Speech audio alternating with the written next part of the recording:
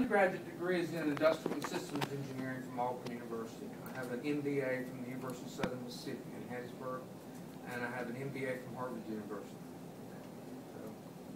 And I've got all kinds. I went through an executive finance program at Wharton University, University of Pennsylvania's business school. So I've had my share of education. I'm always learning. So I've had my share of education. So, thank you for asking. I am a registered professional engineer. I have my PE license, although I don't practice engineering anymore. Y'all will enjoy this. I am kind of old. I'm 60 years old. But, it's kind of funny when I sit and look at y'all. When I was going to Auburn, I had a slide rule.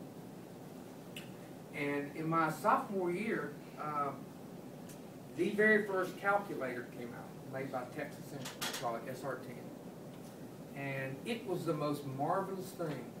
Because if you're in engineering and you're using a slide rule to do, say, a square root function, it isn't easy to do. But to put the number in and hit that square root sign, that was like magic. And I ran out to a bookstore and bought one before the price went up. Little did I know, I paid $199 for a calculator today people give away for free. You can buy the bubblegum machine. And my, what's really interesting, I got an iPhone. I assume everybody here's got an iPhone or something similar to a smartphone. This has about 10 times more computing power than existed on the Auburn University campus. In fact, this watch, which I brought in to make a point, has more computing power than the mainframe did at Auburn University when I was there. We had to punch cards. I mean, it was very crude. So to watch this technology era come in has been fascinating. Absolutely been fascinating. Okay, yes? How does someone with an engineering degree end up in treatment plumbers? It's a good question.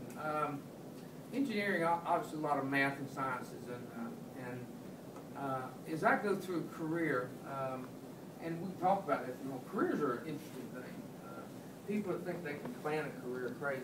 There's no such thing. It's really all about luck and timing, and I can share some stories about how my career happened. It's just, you can take anybody that's made it to a career and look back and say, what happened? It just, stuff happened.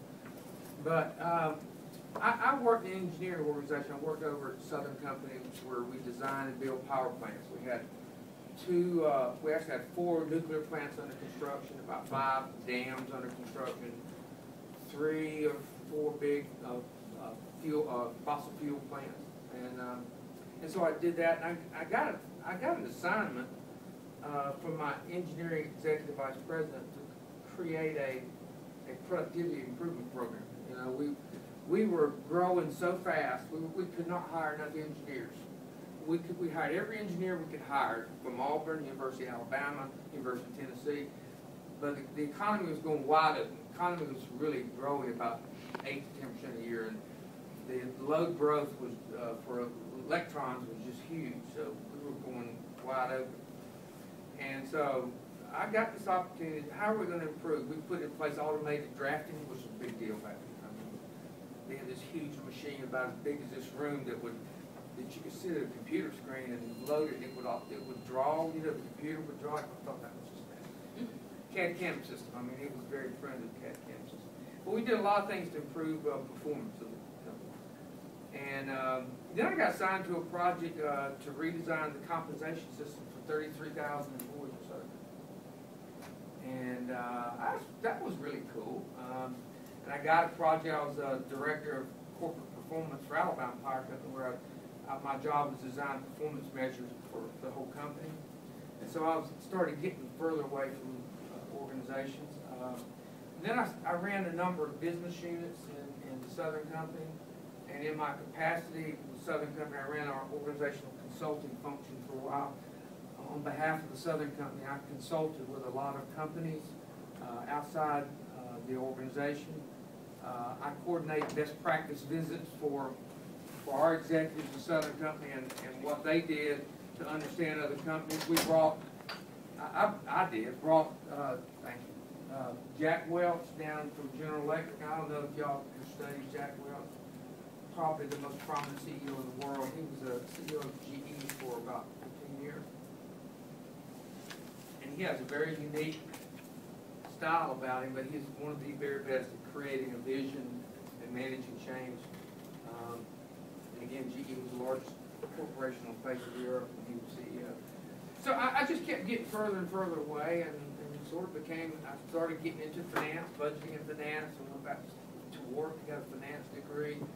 And then I went to Harvard to get an advanced business degree, and the Chamber is a business organization. And since I've been here 15 years in the business world, I knew everybody, which is important. I mean, you can't connect the dots if you don't know people. So that's the reason why.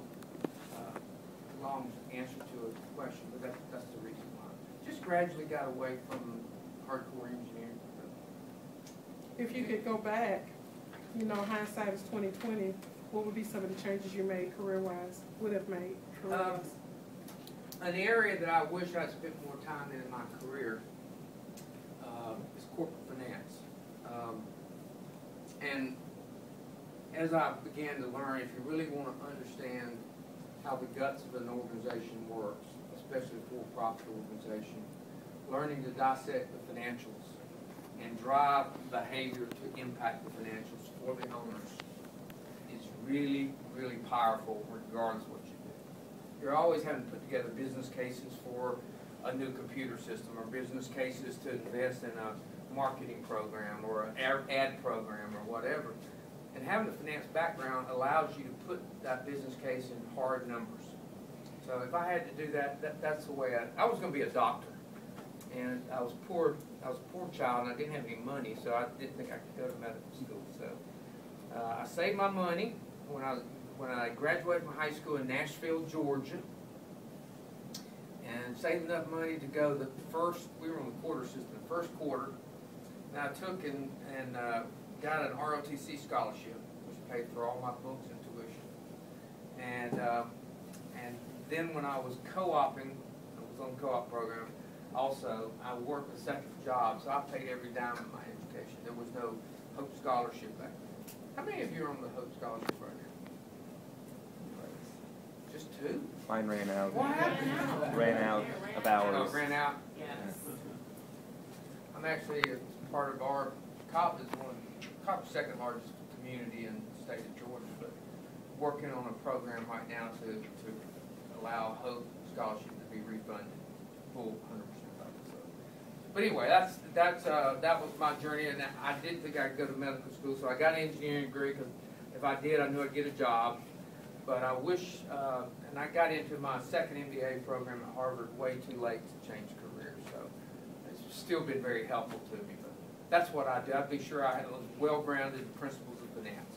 But that's the scorecard for running a business.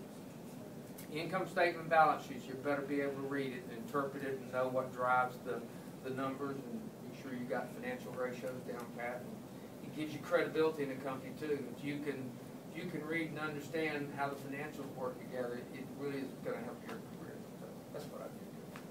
Thank you. Yes, sir. When a university like KSU wants to get a football team, all the finance that goes along with that, is that anything that the Chamber of Commerce gets involved, or is that solely by the only concern of the university? It's a community issue. Okay. We work very closely with Dan Pat, Dr. Pat, president of the university. It's a big deal. And I'm a board of directors of Chattahoochee Technical College. I have been for 8 years. We brought sports to Chattahoochee Tech.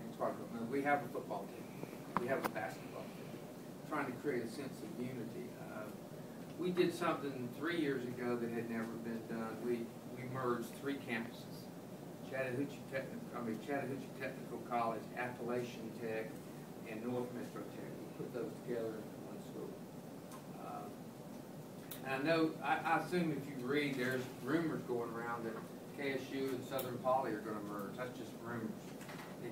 It has not, no decision's been made on it, but it's rumors out there. So everybody's looking for efficiency, and education is no different. Trying to deliver quality education at a cheaper cost and deliver it in a different manner.